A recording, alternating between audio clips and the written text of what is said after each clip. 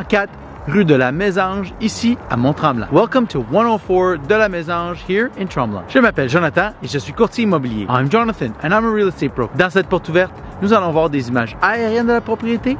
Nous allons faire le tour de l'extérieur et ensuite l'intérieur de cette magnifique maison. Je vais tenter de vous montrer tous les éléments qui rendent cette propriété exceptionnelle. In this open house, we'll see some aerial images of the property. I'll walk us around the exterior and then the interior of this magnificent home. I'll do my best to point out all of the elements that make this property exceptional. Suivez-moi, follow me. Donc, je débute la visite ici sur la rue de la Mésange. La rue de la Mésange, qui est un cul-de-sac.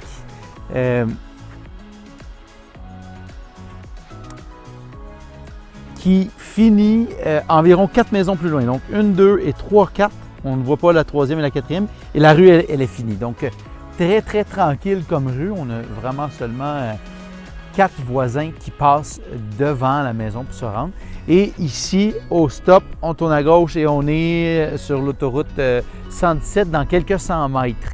Et à 3 minutes d'autoroute de la ville, le centre-ville vraiment de Saint-Jovite-Mont-Tremblant. Donc voilà, une belle grande propriété.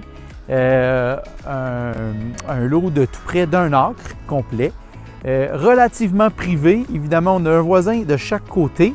On n'a pas de voisin en face. Si on regarde en face de la maison, on a de la forêt vierge. On a un voisin ici sur le coin qu'on ne voit pas trop.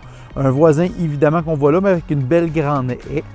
Vous voyez ici, au centre de la cour, ici vous avez le puits. Donc c'est un puits de surface qui fournit très bien. L'eau est très bonne.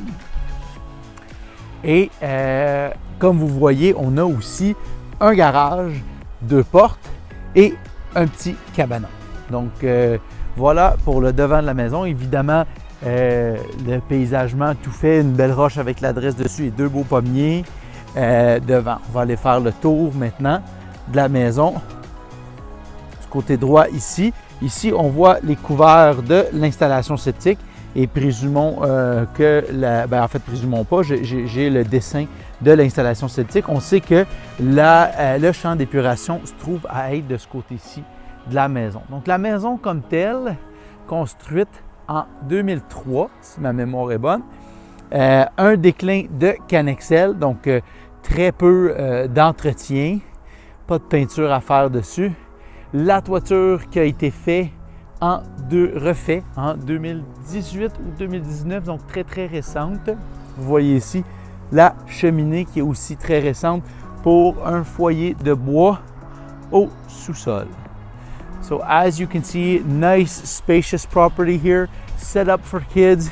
You can see this really nice playhouse that's been put in the trees back here. There's a zip line and a swing set and even another little playhouse cabane just a little further up right here.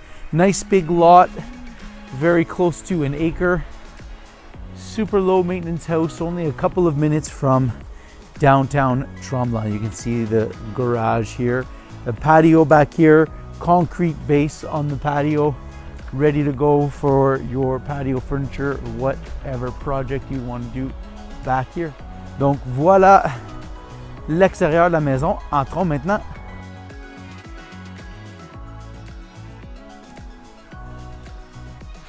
Donc, on entre ici, une entrée avec un revêtement de plancher en céramique.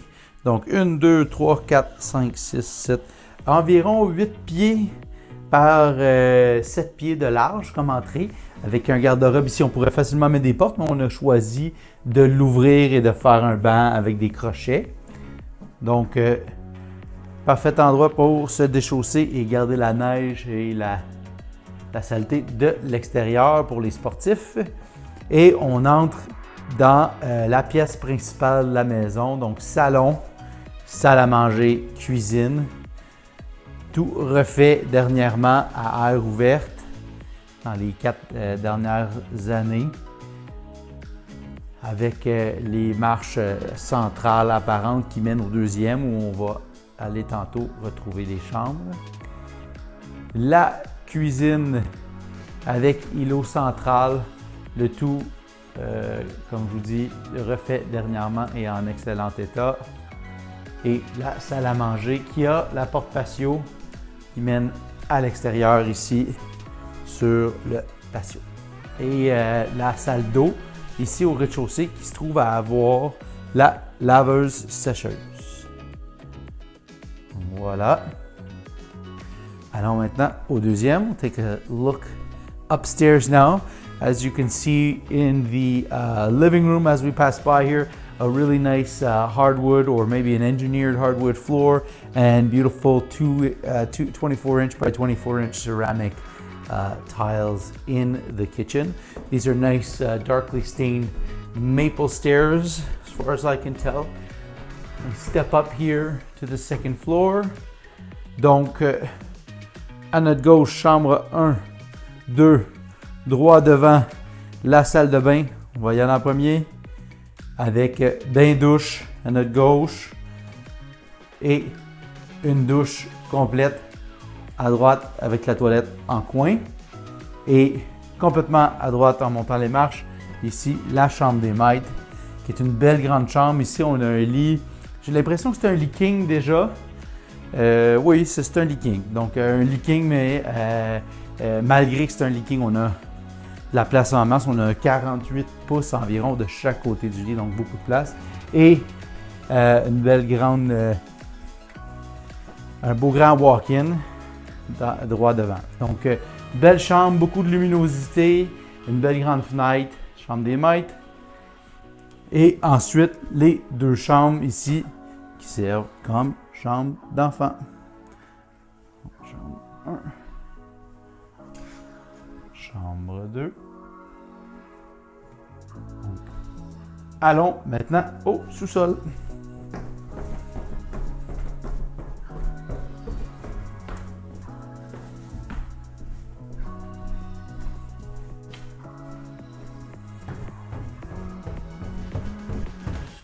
Donc, le sous-sol qui a été aménagé de la même façon.